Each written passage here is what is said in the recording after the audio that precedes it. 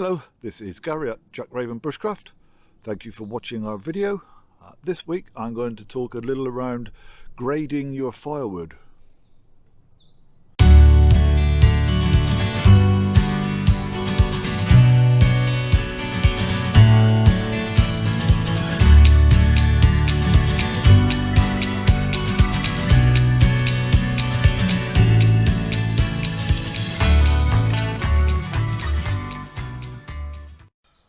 So when I'm talking about grading our firewood, I'm not so much talking about giving it an A, B, C, D, E type grade. Although the quality of our firewood is going to be important, so I would always want my stick to be dry so that it passes a snap test. But mostly what I'm talking about here is grading our firewood in terms of its diameter. So there are a few reasons why a fire might go out. One of them is because you don't collect enough firewood, and so over the years of me doing bushcraft and teaching bushcraft, I have seen plenty of fires go out because there wasn't enough firewood. I've never seen a fire go out because someone had collected too much firewood. Another reason a fire will often go out is because you try to burn, or people try to burn too big a piece of firewood too soon. And so by grading our firewood according to its diameter, we can avoid that particular pitfall. So typically what I will do is collect up a couple of bunches of twigs that are kind of matchstick size. So in this instance, these are birch twigs.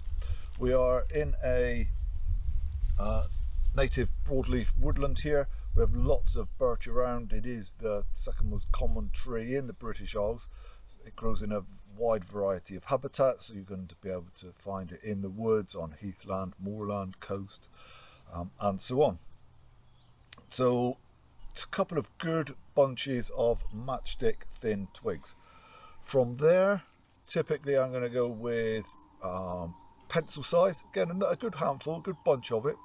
So from pencil size, I'm going to go to something that's more or less thumb size.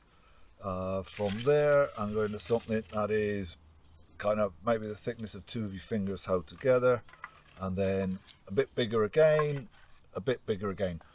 So the scale that you use to some extent doesn't matter. So you can grade these in whatever sizes you wish. What is important is that you do grade them. And so what I would be doing is like my tinder, and then these matchstick sized twigs are going to go on. Once they've lit, once they're alight, then the pencil size ones are going to go on.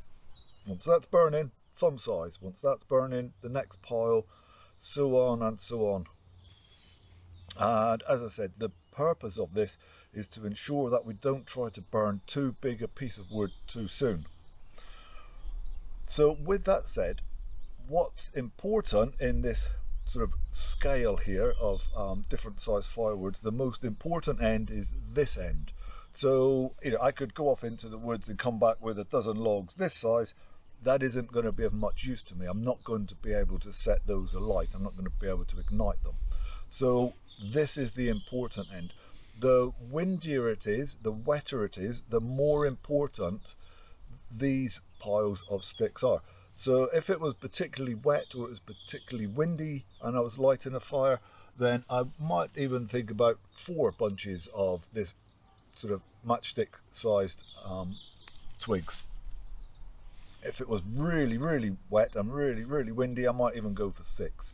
Similarly, if the weather is off, then I'm going to go for more of this pile. So these pencil sized sticks and so on. So as I say, guys, what's important here when you're fire lighting is this. It's the thin stuff. That's where you need to initially focus on. That's what you need to put your effort in to collect. So just to recap, grading your firewood is going to kind of remove one of the chief pitfalls in a fire not establishing. So it's going to stop us from trying to burn too big a piece of wood too soon. So I hope that is of use to you, something that you can take forward on your own bushcraft adventure. I will endeavour to get some more content out next week. It will both be, I should say, on our YouTube channel and our blog, both of which are Jack Raven Bushcraft. If you don't want to miss out, then subscribe to those. In the meantime, take care.